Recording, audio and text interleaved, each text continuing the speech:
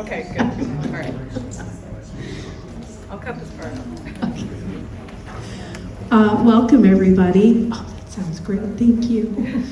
Can you hear me okay? Yes. Oh, wonderful.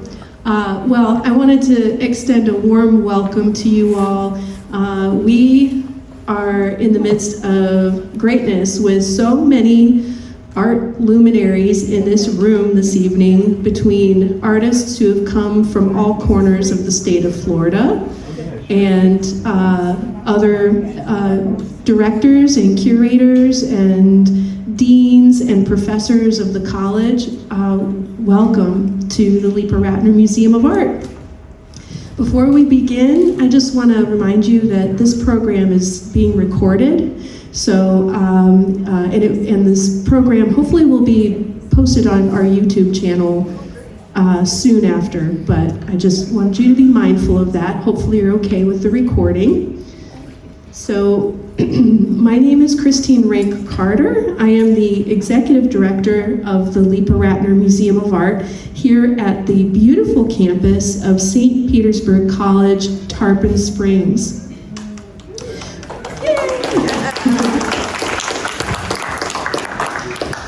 We have, as I mentioned, a very special evening planned for you as we welcome celebrated Florida artist Jeff Whipple in conversation with our museum's very own curator, Sara Felice. This program will be about 45 minutes long, and then we'll open it up with a Q&A afterwards.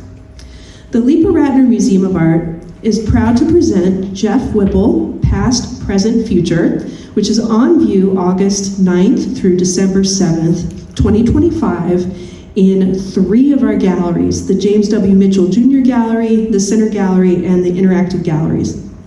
This retrospective marks a significant milestone in the career of one of Florida's most original and imaginative artists, celebrating 50 years of visionary work across painting, drawing, printmaking, video, theater, and installation. Since 1980, Jeff Whipple has had 86 solo exhibitions in galleries, colleges, and museums, including the Tampa Museum of Art, the Museum of Art in DeLand, and the Boca Raton Museum of Art, and of course the Leepa Rattner Museum of Art.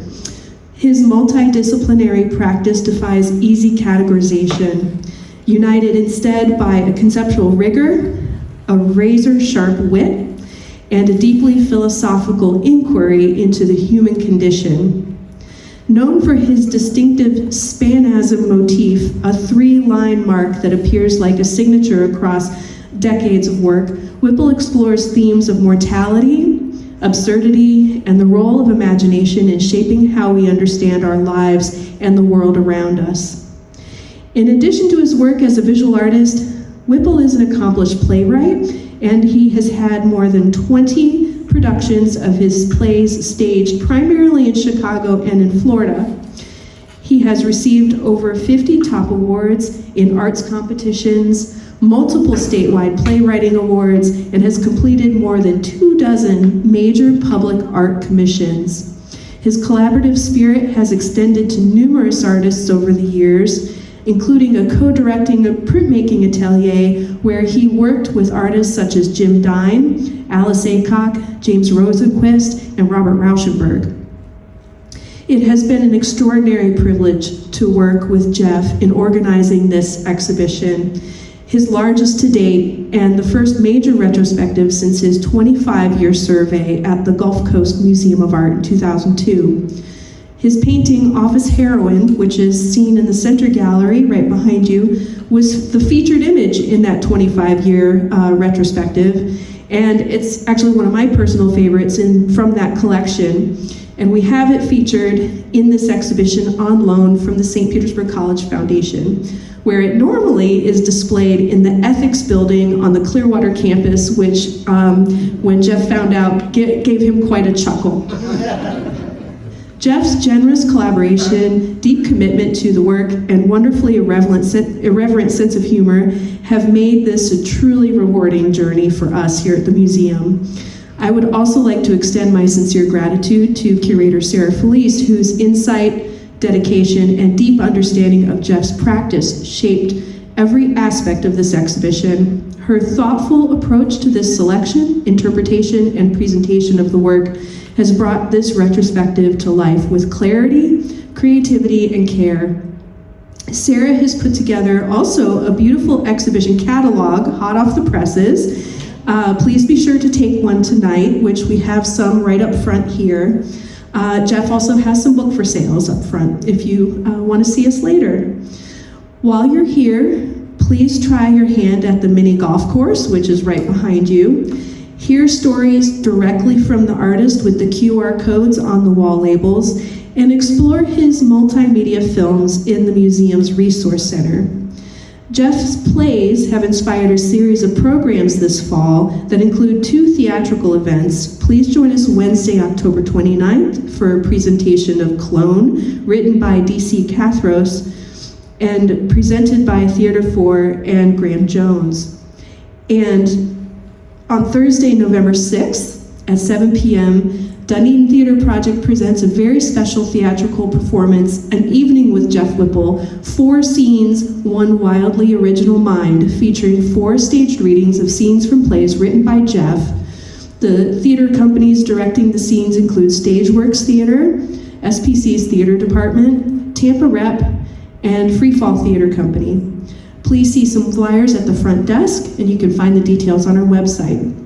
So on behalf of the Leepa Rattner Museum of Art at St. Pete College, we are honored to celebrate Jeff Whipple's remarkable career. This exhibition stands as a testament to his enduring impact and the power of art to challenge, provoke, and inspire. So without further ado, please help me welcome Jeff Whipple and Sara Felice.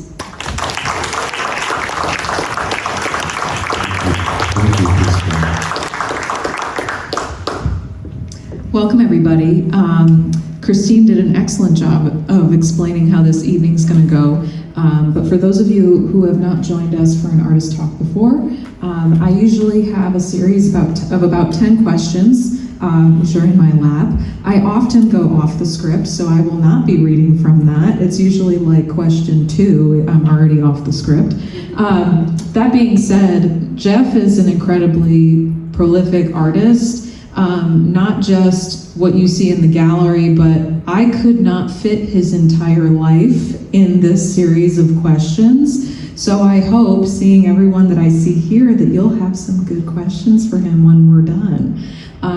Also, that being said, I remember a conversation we had at least probably right after the reception. When I first went to visit Jeff in his studio, what you see here, I often explain in my tours, I didn't even make a dent in the amount of work he has in his studio. So when I say he's incredibly prolific, it's unlike anyone I've ever met. I believe you equated it to like an AK-47 falling on someone's head. Yes. So that being said, I also couldn't cover everything I wanted to in the catalog, so I would deeply encourage you to purchase one of his books if you want to take a deep dive. I can only gloss over the quantity and just the incredible amount of work that we're seeing here. So we're going to start tonight with one of the earliest works in the show, and I don't know where it is in the slideshow, but it's called Pool Shooter, and I think the title's pretty obvious, so you'll see it as it comes by my head here. And it already reveals your attention to detail and repetitive elements. You're filling negative space with lines of repetition. How did your early experiences as a young artist shape the direction of your career? There it is. I think it's important to point out that I was making art for a long time as a child, prior to Pool Shooter, which is 1973 when I was 16. And I had hundreds, thousands of creative experiences before that, and I was making graphic novel kind of, comic strips like Mad Magazine and Playboy Magazine knockoffs, and doing all that stuff by pencil and entertaining my friends. I was doing a lot of writing, which years later, when I was working as a playwright, I thought, well, what is my earliest play? And I thought about the one I did in started in 1979, which is completely wrong. I wrote hundreds of play scripts in junior high that I was just passing out to my friends, and they were scatological and perverted and all that, but my friends loved them, and they passed them around to each other, and it was kind of like having a radio show, and that's what it was really called. It was called the Underground Radio, and I took the voice of a DJ, the shock jock from back then, and a 13-year-old shock jock, but it was brilliant writing, and I was doing it during study hall instead of reading English books or my English textbook or my biology textbook. But I think I learned a hell of a lot from that, and I didn't realize until much later how much I learned, because each time I did that, I was developing characters, I was writing dialogue, I was creating a scene, I was using all my creative skills that, I had no training at all at that time. I was drawing a lot, I was doing drawings of at first naked ladies as a 13-year-old who had no experience in such things, and then later on, at least I had a Playboy magazine to draw, and it improved dramatically. Really interesting. Well, it's a lot more interesting than a ball of fruit or something. And so I was developing these techniques, and mostly with drawing and pencils, and then I got into high school, which was my first art classes, and eventually made the pool shooter drawing, which shows a figure shooting pool, but he has an 8-ball head. And it's a colored pencil drawing. It's in the Mitchell Gallery over there. And it has all the elements of everything I wanted to do, and I eventually did in 1983. At that age, I didn't know what I was doing necessarily. I also had mononucleosis at the time, so I probably had a horrible fever, and I was quarantined from school for 6 weeks. But I was doing that drawing, and the drawing has a figure in front of an abstract background, which you can look around here. That's what this is, and that's what I developed in my work slowly. It took me a long time to get back to it. And the background has a matrix of lines and markings, like a texture, but it's not just random, it's not scribbly, which is also something that took me a long time to bring into my artwork. I didn't want the backgrounds behind the people to appear scribbly or non-important. And we'll talk probably about that in a bit, but when I got to the 3 line marks, that is what that's really about, is making something look purposeful. And so I was already doing that at that age, and I didn't really stick with it, but I already had it in my mind. I knew that's something that can exist, that you can have imagery with an abstract background. And it's, pointedly wasn't, a horsey or a kitty cat or a flower or other things that 16-year-olds like to draw. I was really interested in saying something. And that's the through line of my work. I was always interested in using visual art and writing to create something to think about, to provoke people into thoughts, to tell a story. And I was doing that way back then. I do want to touch on those repetitive backgrounds a little bit, and as I predicted, I'm already off script. So the checkerboard pieces, can you talk to us a little bit about those? Because I know that in the QR code, if you listen to the audio file, you said, you were really sick of it at a certain point, and then, but if you had had enough sense, it could have been a really successful body of work, but I love it. It was an invention that came out of a lot of, I was doing figurative work in scenes of people interacting, and I kept going towards a more and more abstracted background. I don't know why I was pushing it that way. I guess I do know why, because I was really aware of abstract expressionism. This was really only the 70s. My professors were all abstract expressionists who had gone to grad school in the 50s. And that's the kind of thing they talked about, the picture plane, the two-dimensional qualities of composition a lot. And I embraced that a lot anyway. I really wanted my work, even though I was doing figurative realism, representational stuff, I wanted it to still work on a two-dimensional format. And I kept pushing that, and one day I was doing dozens and dozens of drawings and paintings with these people doing odd things, and my technique wasn't that good yet, but I was still trying. And so this is my sophomore year, I guess, and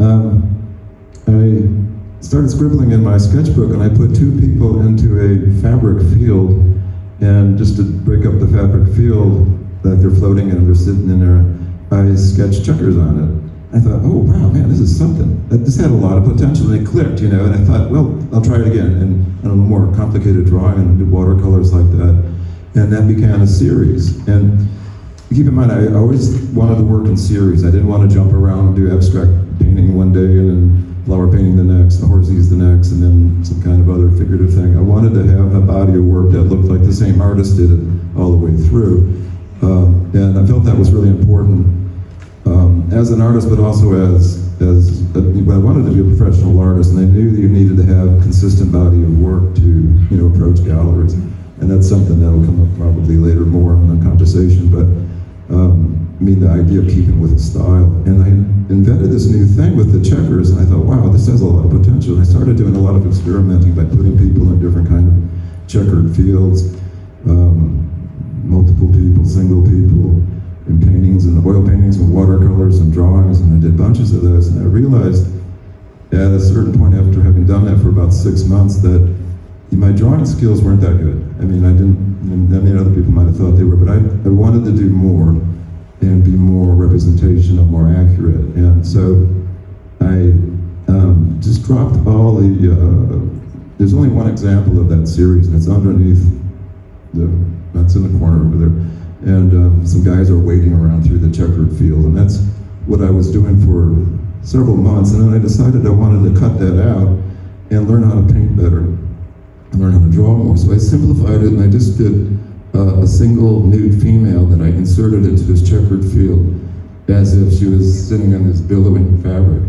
And I liked that, but it also gave me a chance to really focus on developing my drawing skills again, a naked lady. But it helped me concentrate, and using photographs, a lot of the other stuff was out of my imagination, which really made the drawing suffer. I mean, I can do okay, but I needed a real picture to work with.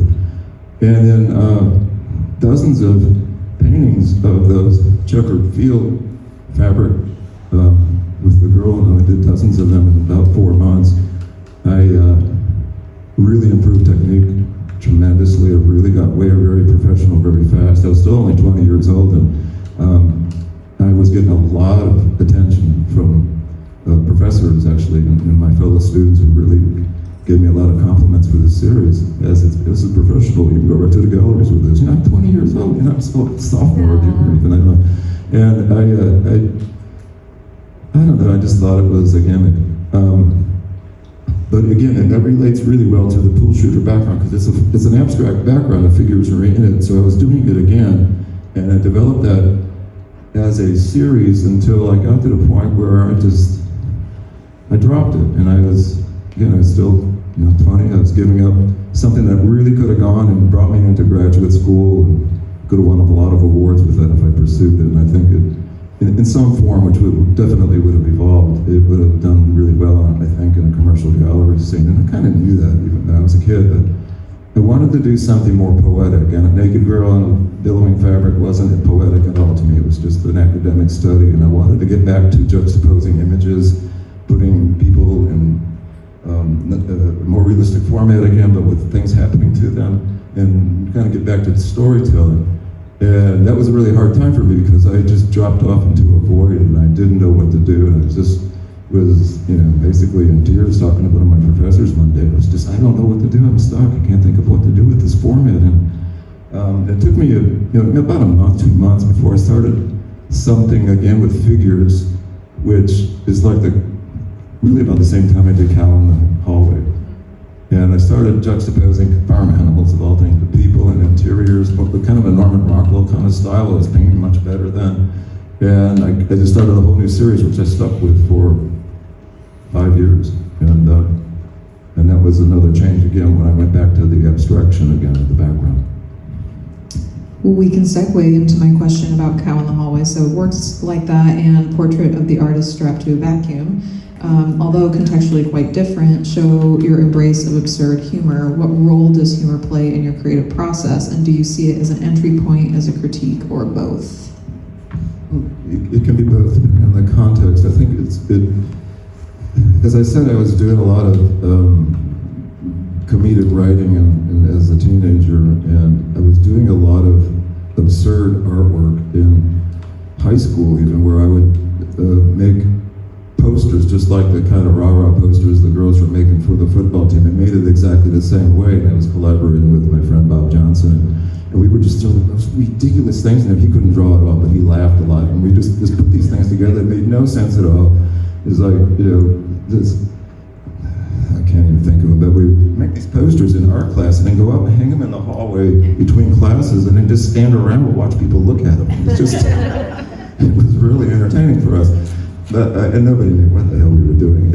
But it was very Dada-like, it was just performance-like, and it was fun for me. I liked doing that, but there was a lot of humor involved in that. And as I got into college, my first couple years before I got to the Checker series, I was doing a lot of jokey stuff. It's kind of like, oh, haha, I knew this, I would do the drawing and bring it to a good tea class, and the class would crack up. It was ridiculous stuff. And I knew that was funny, and I knew it was, it was just absurd juxtapositions of things or whatever it was. But after a while, I started thinking, well, it's maybe a little bit, it's like just too simplistic, and it's too much of an illustrational one-liner kind of thing. And I wanted to get back to more poetry, and I wanted things to be more thoughtful than just a surreal kind of, oh, that's weird, or that's funny joke. And then I went back towards more subtle stuff. And sometimes it was funny, and sometimes it was just weird or just interesting. And investigating that, I had that background, but I think to get back to the humor, I think it's really important to have an inroad, something that brings people in. And then they go, after a while, that's weird, that's really not funny at all, it's like, it's kind of upsetting, but you got them in the door, and I like that kind of method. I do that in my writing too. So. On that note, can we actually talk about Memorial Day that's in the gallery? Because I think that piece successfully does a lot of what you just mentioned, but also it engages the frame as part of the piece, and as you continue your practice, you start painting over the edges. So can you talk a little bit about that piece, because it's an important point in your career because it was in that exhibition in Chicago, correct? And also how you engage the frame in that piece as part of the piece. She's talking about a piece in the other gallery that's a drawing that's 30 by 44 inches, pencil drawing. And I already knew what I was going to do. I usually don't have these such concrete ideas, but I knew I was going to do something about memories. And I spent Memorial Day that year going around parks, because everybody goes out on Memorial Day and they have picnics, and I was just going through with my 35mm camera and taking pictures of people at picnics. And you gotta know, now cameras are ubiquitous. Everybody has a phone, camera. But back then, if you had a camera like that, you were either a journalist or a pervert. And I was, I was taking pictures and walking away very quickly. And it was just people and their families, and who the hell was that guy? And but I got a lot of pictures of people in these picnic rolls, and so I went back to my studio and I took several stacks of them. They're all black and white pictures that I developed myself, and I found pictures that. Sorry, there they are. Those are pictures that I used for the drawing, and so I made this composition that people were all from obviously different places, and I made them all look like they were in the same backyard, and tried to tell us not necessarily a single story, but just to create these sort of implications and thoughts and memories. And Memorial Day was always a big family thing for me. Every year we had a big picnic thing, and as you say, after doing the drawing, I entered it into a major Midwestern show, the biggest in ever, really, of those years. They had this Art Institute of Chicago had a vicinity show, so it's all the best artists in the Chicago region. And I entered that as, I was 21, I just done this drawing, and I got in. I was just thrilled to be in this show, going to the big leagues. And so then the damn thing is, I needed a frame for a 30 by 40 inch drawing, which is really expensive, and I had no money. So I made a 2x4 frame, but I had really no carpentry equipment, and so it was just slammed the 2x4s together, and this is a long story, but in order to make it work for the piece and to cover up the bad carpentry, I covered it with wallpaper and newspapers and love letters and postcards and things from my friends and stuff that was meant to be about memories. And that was meant to also go with the theme of memories. And it worked fine. It's really, really heavy. But now, if you see it now in there, you'll go, that looks really rough because the bugs have eaten everything off of there just about. Anyway, but I mean, I suppose that kind of just adds to the element of time and memory. Usually the comment I get is, why are they barbecuing a child? So when it passes above my head in a few minutes here. Mine too, it's a long time ago. But Okay. I was trying to do interesting things. There are a lot of other subtle things going on amongst the, I don't know, 10 or 11 people that are in the drawing. But as far as going around the edge of the canvas, which I did later in my artwork, and all these over here, you can see I paint around the edge. I started to see them as not just canvases with an illusion with a frame, but also objects. So that you paint around the edge, and because I was doing these abstract backgrounds, I started going around the edge. So to me, that I like them as objects as well as paintings. So as we move into the mid-'80s, we go through your Stages series. There, I believe I added both the pieces into the slideshow behind me, but It's Memorial. yeah, that's Memorial then. But we move on to, you start filling the negative space. Here's the baby boom, which is what I'm going to get to. You start filling that negative space with the lines again in the Stages series, and then it moves into the baby boom, which is really when you started using the 3-line motif. And I'll tell this funny story. When I was in the studio and I saw the baby boom for the first time, and all you said was, "Oh, that's a really important piece." And you gave me no other context, and I said, "What's the title?" And you told me, and I looked at it and I said, "Did you paint that shark because shark babies eat each other in the womb?" And you looked at me and went, "What?" No idea what she was saying. Which is also a scientific fact, by the way, so one science fact for the day. So as we move into the spinasm, as you've coined it, that would eventually become your visual signature, and it appears across decades of your work, can you share how that motif began and what it means to you now after so many years?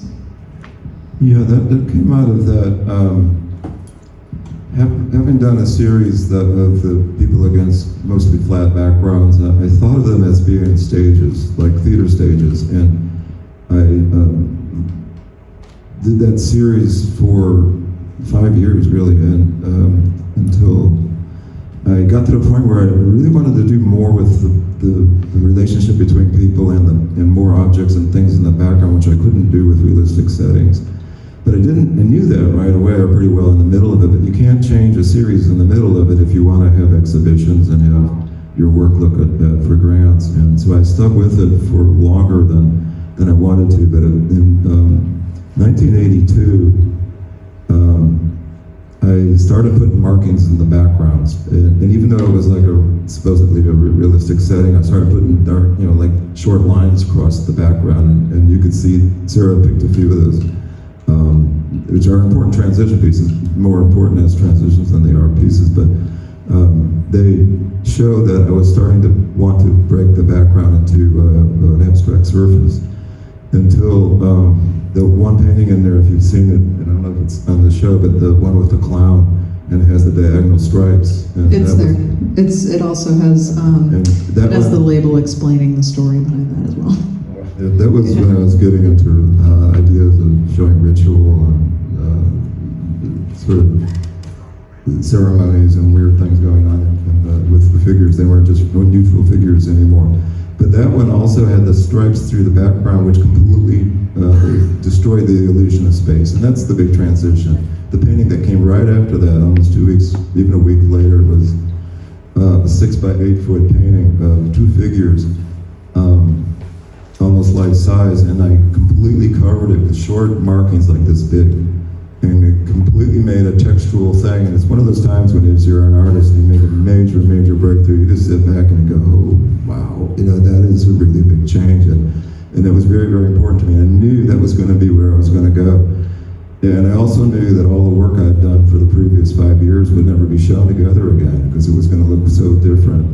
And I had a show in that fall, in November of 1982, and in a 3,000 square foot gallery at college in Fort Myers, and I hung 110 pieces in there. That's all that body of work from all those years, and it was the last time it was ever going to be shown together because they all had that flat background, and the one painting that had the texture was the one they put on the poster, and that was my step forward.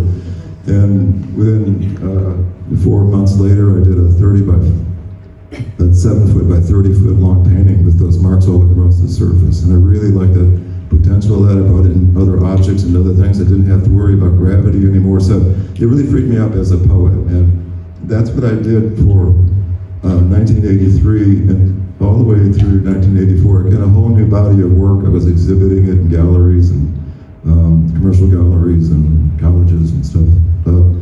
And then I wanted to change again, and I wanted to be simple because I thought it was just too much all over at the same time, so I wanted to simplify the surface down to just something smaller and less busy, and that's when I did that shark painting. And what I did with the shark painting, I painted the shark on the TV thing, and I put short marks all around the surface, but they were just one mark. And then around that, I made groupings of 3 lines, and I repeated that all across the surface. And I thought, oh man, wow, it clicked. Just like when I did that one painting, that 6 by 8 foot painting. I thought, man, this is something new. This is something in my work.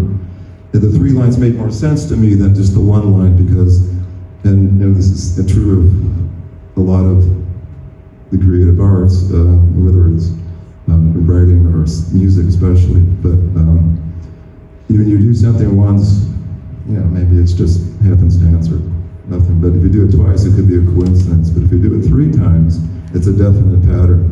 And that's why I decided to stick with the 3 lines, and repeating the 3 lines over and over really made it look like it had a purpose to be there, because I wanted my backgrounds to have some kind of have a meaning also, not necessarily thematically, but also visually to make it look purposeful. And I also often compare it to in a song when somebody repeats something, like ding ding ding, ding ding ding, ding ding ding, and it holds the whole song together. And that's kind of the way I thought about those 3 lines.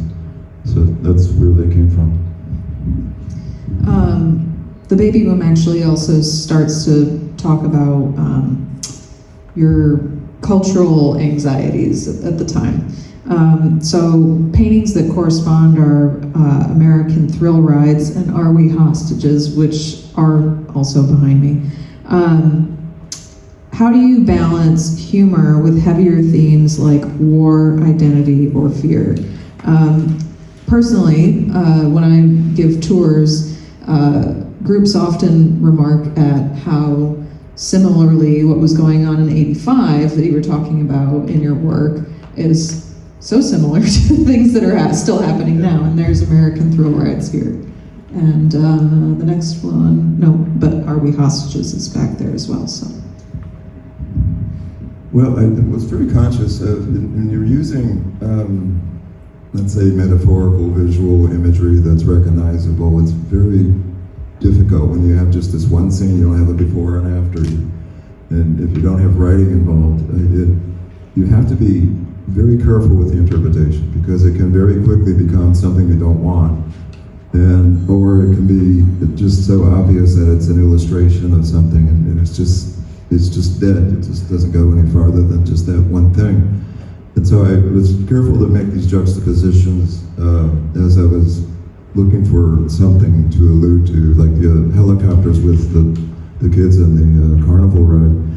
And I like that idea of the juxtaposition of these things happening at the same time. You have people going to war in these thrilling machines. You have people playing in thrilling machines, and sometimes it's humor, and sometimes that juxtaposition is surprising, and sometimes it's funny, and sometimes it's funny and then it's not funny. It's just it's a way to get in there. But I didn't want to just preach. I didn't want to say, oh, war is bad, or politics are bad, or pollution's bad. I wanted to have people come to their own conclusion with those images. So this exhibition highlights not only painting but also works on paper, mixed media, and sculptural pieces like Body is a Boat, which is over there. How do you decide which medium suits a particular idea? Well, I think it goes the other way around. I will think that I want to do a sculpture, and maybe because I had done a lot of paintings for a long time, and I wanted to switch to something different, more tactile, and then I'll go find something that can work as a sculpture. Sometimes, like the Hero series with the jumping out of the pile of things, I really wanted to do a figurative sculpture of some person, a figure doing that, but at the time I just didn't have the money to do the fabrication. But I really like that idea, and that would be an idea that existed before the sculpture, that from the body of work. I tend to just want to do everything at the same time, but it's sort of practical. You have to deal with what you can deal with. And so, yeah, if I can, I'll work on sculpture. If I can, I'll work on drawing or paintings or printmaking or photography, or later on more video when I was able to do that. Sometimes there's multiple versions of the same work in different mediums. So like Portrait of the Artist strapped to a vacuum, which came first, the drawing or the painting? In that case, the painting came first. The painting came first, And okay. it was I just thought that is a powerful image, so it's not a drawing, it's a lithograph. Lithograph again, okay. It's not in the show, that's why I didn't know it was a lithograph. So looking at your most recent works in the show, which are in here, we do not have, what was the one that was on view in Jacksonville? Remind me of the title. It's a self-portrait with me in a military uniform with a military hat and medals like this. And it's like, it's got, I can't even remember. Reckoning, there we go. His hand up, he's gonna hit you, and it's called Yeah. Reckoning. And after I did that, and it's just me standing, it's like my thighs up, and he has a fist up, and it's like, gonna kick your ass kind of thing. I like that as an artist. But sometime after that, it just totally by coincidence, I was looking at Michelangelo's Last Judgment, and he's got the guy there, the big dude, he's like this too. It's just like me, I agree, man. But we do have it on a text panel in the in the multimedia space if anyone wants to look at it. So it's clear your wit and your surreal edge remain even as your style evolves. How do you think your art has changed over the decades, and what has remained constant for you? Well, really, even going back to the pole shooter, I think there was always this urge to use art to say something. And I don't know where that came from. I don't know why it was in my head. It was very impractical. As you see, I still own almost all my artwork. So it wasn't a big seller by any means. And yet I just really felt like it was, to me, to experience life. I wanted to express what it's like to be alive and use art in whatever form it took to say something, and not just be placid, but also to be engaged and hopefully engage other people. So you've also done major public commissions as well as very intimate works. Do you approach those differently in terms of tone, content, or audience engagement? Well, public art, of course, in most cases, it's a commission to do something that has something to do with the building, it champions whatever, if it's a school or if it's, I don't know, the park or something. But then I would, I'd welcome that. I mean, I had obviously I have a lot of my own ideas. It's nice to have somebody else's, saying that we need this fits this thing, and that's always been kind of fun. I enjoy doing those a lot, really. And the scale, typically, because they're like one was 9 feet by 75 feet, and I painted it all on one surface. I painted it in my studio, and I went to school in New York, or Washington, D.C. But it was over my head, and I could, when you're in the middle of it, you see you have to turn your head to see the sides, and that's a physicality that you don't get in a small piece. But I also like the small pieces too, because they're this big, and you can tinker with them like jewelry. And so it's two much different experiences of physicality, and I think the idea of being part of the scale of the piece and being like it's something that makes you move and be engaged with it, and like a dance, it's a different experience, and I like that. And I would enjoy working big. I ended up, I could only work as big as my door, really. So it's just, as I do it in segments or something, but So you already answered my question about you being a playwright, so I'm going to skip that one. So for younger artists and students, many of whom will see this show, and many who have already, what advice would you give to someone about sustaining a career for over 40 years, and what do you hope audiences take away from this retrospective? Well, I hope, in the general terms, they're inspired as well as anybody who's not an artist. I hope people look at this work and just feel like this is interesting and it's engaging, and somebody put a lot of work into making something thoughtful and creative. And I hope people get that. As there are so many different types of artists, from commercial artists to graphic designers, to illustrators, to artists who just do pretty things, to artists who just do abstractions. There's no way to say one way to do things, or give guidance in that way. I taught college off and on for 40 years and working with thousands of young people who, they all had different reasons for being artists, and very few of them wanted to do anything like I did. And I would never encourage that. I say, this is going to be a rough life. Give up your children, give up everything else. You're going to live in destitution if you do this. And I would tell them, it's very difficult, but follow your dream, and some do it. It's anything with telling students, and glad to work with students who were not doing what I did at all, but they were doing. They wanted to be illustrators, so they wanted to be graphic designers, and I would help them improve their work and encourage them to practice, like going to Carnegie Hall stuff, but just to really develop themselves as a professional rather than as a student. Oh, I have to do this for a grade. That's not how life is. As you're an artist, you can't be a lousy artist. You got to be as good as you can be. Well, seeing who we have in this audience, I do want to give everyone an opportunity to ask a question, because I'm sure there will be some good ones. So I'm probably going to hand you the wired mic, and then I'll run around. Sound good? Okay. Okay.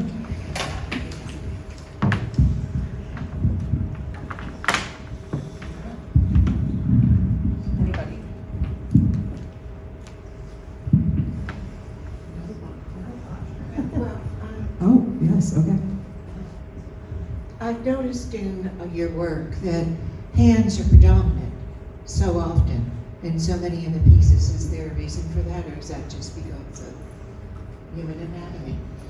Well, it's a good point to make, because I, as a playwright, been a theater director sometimes, I'm very conscious of how bodies convey things. And that's the whole body. It's the expression, of course, of the face, but also the hands. And I talk about one piece in one of the audio clips that's associated with the drawing with the man's self-portrait wrestling with a woman. And the important thing I point out in that drawing, which I think is a failure, and if you listen to the clip, you'll know why, but their hands are calm. They're struggling, but they're not like this. It's like this. It's placid, and I wanted to convey that this wasn't a battle, it was more symbolic. And so the hands do play a role, and really almost all of these, they're another part of the interpretation. Yeah. Hey, Natasha. Hey, Jeff. It's good to see you. Great to see you. I've known Jeff for a very long time, and you have always been... That's Natasha. Yeah. I'll create that later. And we're poking each other's eyes. Yeah, 25 years later, whatever it's been now. But you have always been so prolific. It just doesn't seem like you've ever run out of things to say or do. Have you ever had like a dry spell? Or run out of like ideas? I get stuck sometimes on certain things. But I was usually working on 4 or 5 things at a time, so I would just go to one that has more potential. And then later, maybe even the new piece might give me an idea of how to resolve the other one. So there was always that going forward. I would recommend that for anyone, if they're a writer or whatever, just to have something else to work on. It's that creative thing. I think Bill Schaff and I talk about. Bill Schaff is a really long-time artist, a friend of mine who's here, and quite renowned artist. artist, and we always talk about stuff like that. And we talk about, like, if you get stuck in a hole, the best way out is to start digging. It's just, you get there somehow. It's just another way. But I've got, another 50 years of art, maybe 100, and it's like I'll never obviously get to it, but it never ends. It's just stacks and stacks of ideas that keep flowing out. Thanks.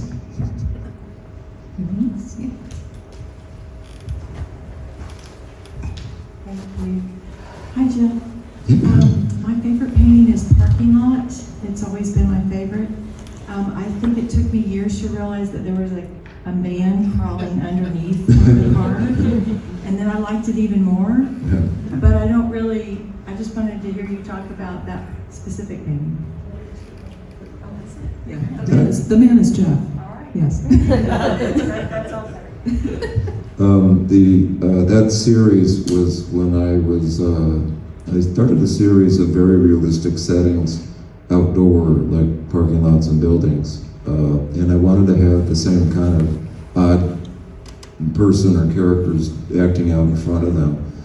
And so I would take a picture of the storefronts downtown in my Illinois town, and then I would have somebody freaking out in the doorway, and it was very realistically painted, so it has a lot more impact than a lot of the more painterly things that don't have a lot of information in it. In that particular painting, I took a picture of the grocery store I stopped at, and then later I put the camera on a tripod, and I got on the ground and started doing different gestures at the ground, like I was having some kind of epiphany or something, or losing my mind. And then I took that and I made it look realistically as if it's in that same parking lot. So that's how that happened. And yeah. I love it. Thanks. Thank you. Anyone else? Greg? Getting steps. You were talking about checkerboard as background, especially with figures along with it. I went to Lascaux, and I don't think that was your earlier paintings. You went to what? Lascaux, the cave paintings at Lascaux. Oh, interesting. And what always freaked me out and really interested me with those is seeing the paintings of the animals and all, and then checkerboards there, and then you're doing the same thing some millennia later. And I don't know what the question is. I'm just like to hear talk about it. There's definitely a lineage there, but I don't know. I think that we all have that same lineage. But yeah, I think checkers are pretty basic, and that's kind of one, just a simple form. I like the checker really basic because it helped create the form and bring it out more. And other patterns would be a hell of a lot harder. So, Is there like a contrast with the figures? yes, definitely. Yeah. Mental contrast? Yeah. Initially, they were just like red checkers or blue checkers against white. I did that for a long time, and then I wanted to have colors and colors, and that's why in that series. At one point, I took the figures out, and I was just doing the billowing fabric, and I liked that a lot. And that was also potentially an interesting series, but I wanted to get back to people. So.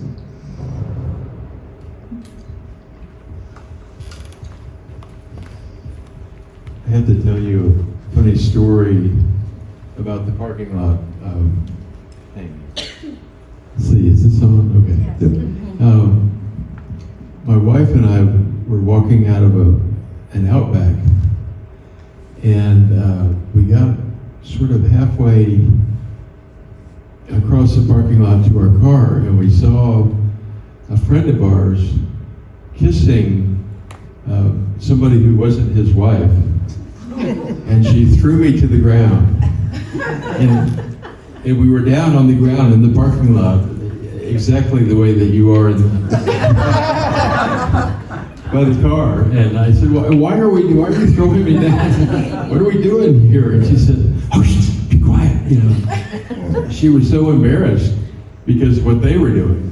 And she didn't want them to see her or me. And so we were down, and it was exactly what is depicted in it. So did you kiss her? That's exactly what really happened, Sean. I didn't want to admit it.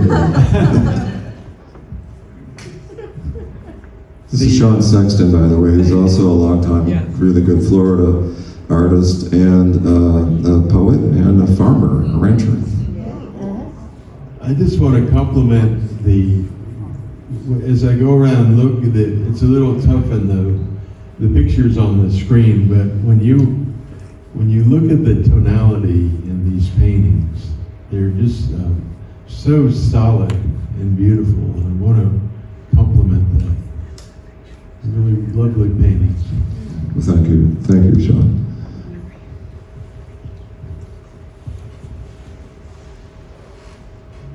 You've developed such a recognizable style in your paintings with the background. How is that seen in your writing and your plays? Do you have, how do you transfer that style, or do you transfer it or use something else? That's a good question, and I have wanted to do that more. It's extremely impractical, and it's hard to get a play produced anyway. And when it's even weirder than mine, it's even harder to produce. But I have done that in a way with the videos like that are in that other room. They're scripted, and the actors are working against the background like these things, except it's all animated. And so yes, that is a direct integration with that. My regular plays are more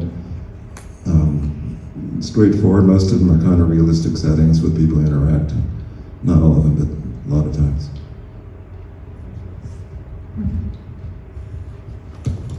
Hi, Jeff.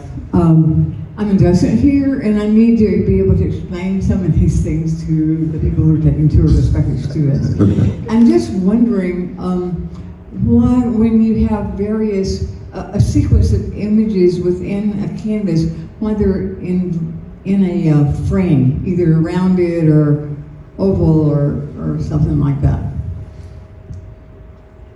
Well, that's why, in a sense, I went to having an abstract background, because I wanted to be able to combine other things other than just one scene. The way a poet can have different lines of different images in a poem. And they all may not relate directly to each other, but taken as a whole, they make some kind of cohesive thing.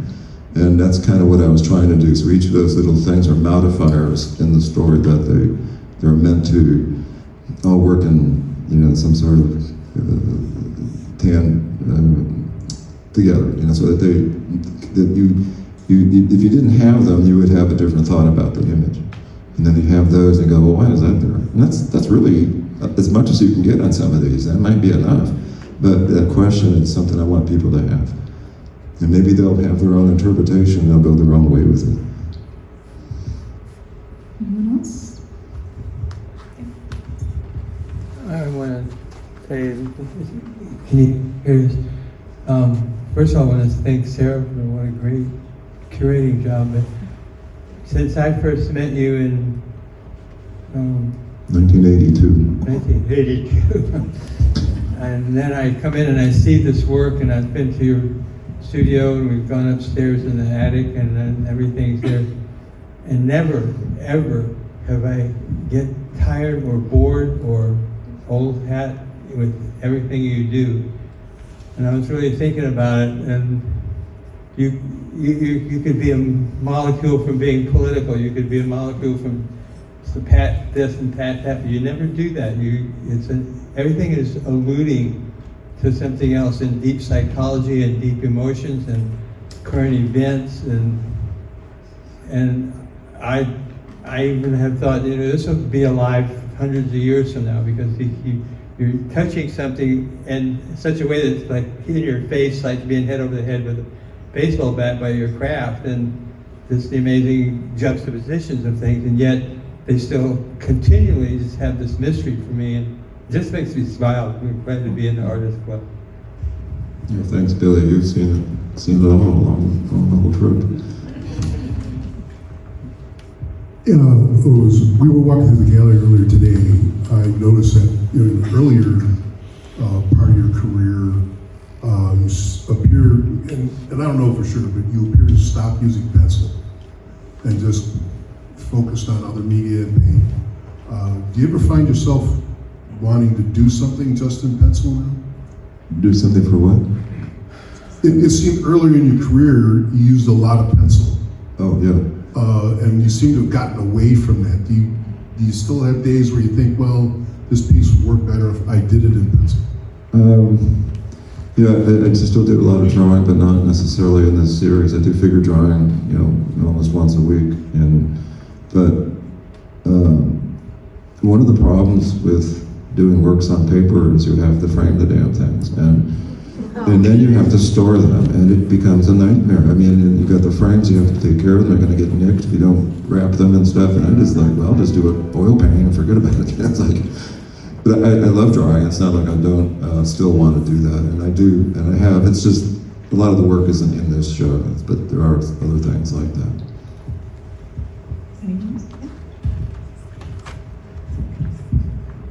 Is there any paintings that you wish you would have done differently, as in using different tones or colors or different sequence as the background?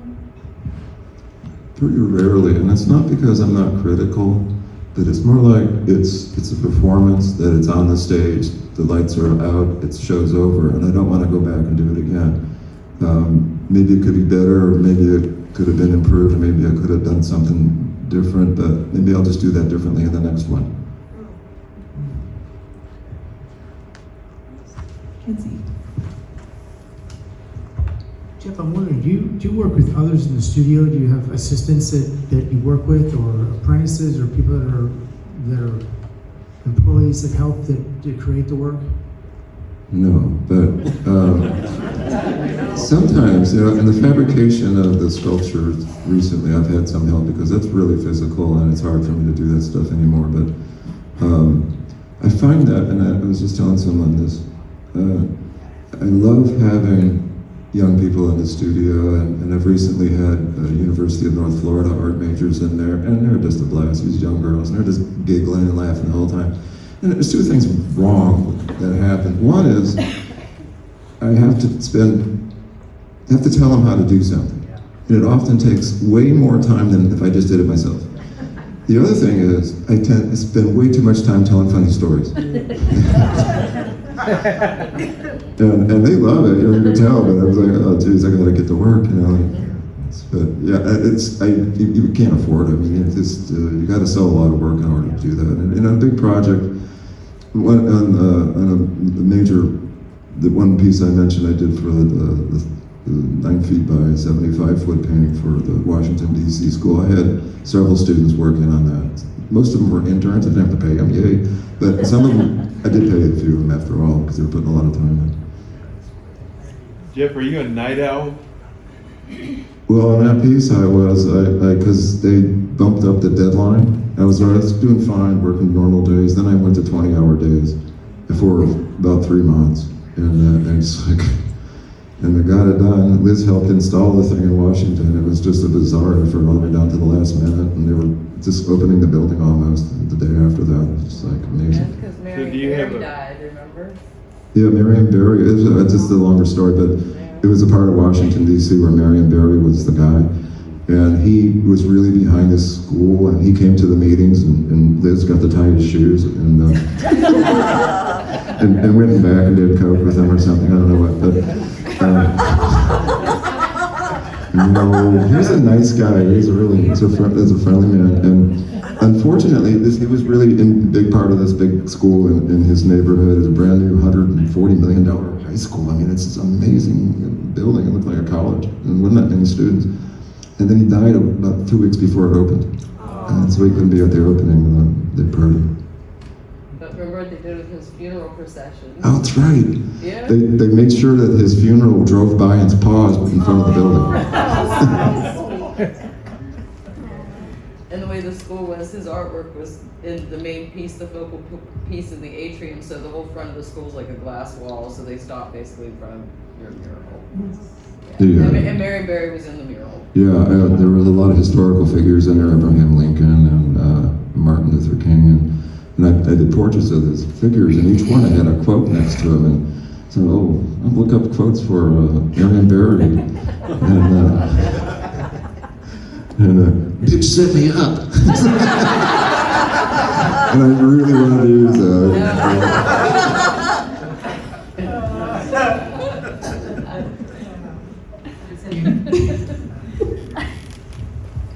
Well, I don't know if I can top that. But I did want to know, so this exhibition is actually booked to travel to another museum. If you could talk a little bit about that, and then anything else that you have coming up in the future, or an idea that you're dying to work on. Yeah, this show is going to go to the Spartanburg Museum of Art next April. And a few weeks ago, I was in Spartanburg. I met with the director and the woman who does publicity, and they're so excited. I showed them pictures of this installation. They're just thrilled. They're so happy about it, and about all the things that they can do. They also want to do multimedia stuff with projections, and they really like this is a new thing for me. The ones that have the QR code on. I've never done a show like that where you can put your phone on it and you could hear me talking, or it could be other kind of things. I just like that idea where there's more going on that you can have an interaction with. Aside from that, public art stuff, other things going on, but I'm really looking forward to the play thing on November 6th that Elizabeth Brinklow in the back from Dunedin Public Theater is organized and got 3-4 other theater companies together, and that's amazing. I was thrilled that when Elizabeth told me that when she asked the people who run these theater companies if they were wanted to be involved, and they didn't hesitate. I mean, they knew my plays, and I just, that means a lot to me that, I had an impact in the Tampa Bay area with my theater. I'm looking forward to seeing what they do. I think it's going to be right on this stage, and they're 4 completely different plays, and but interesting dynamics between male and female characters mostly. Well, everybody, I do want to thank you all so much for being here tonight. I have to tell you, about 6 months ago, before the show started, someone asked me, and I hope you take this as a compliment, someone asked me, what do you have coming in the fall, what's going on? And I said, well, I'm working on Jeff Whipple. Jeff Whipple? Isn't he kind of weird? And I have to say, this has truly been one of the greatest honors of my career so far, and I just have really so enjoyed putting this together and working with you, and we couldn't be happier and delighted to have this exhibition here and to see it travel. So please stay and hang out for some casual conversation and refreshments, and wander the galleries, please, because it's better in person than it is on the screen. And I want to return a compliment to Sarah, because this was really, really complimented. She really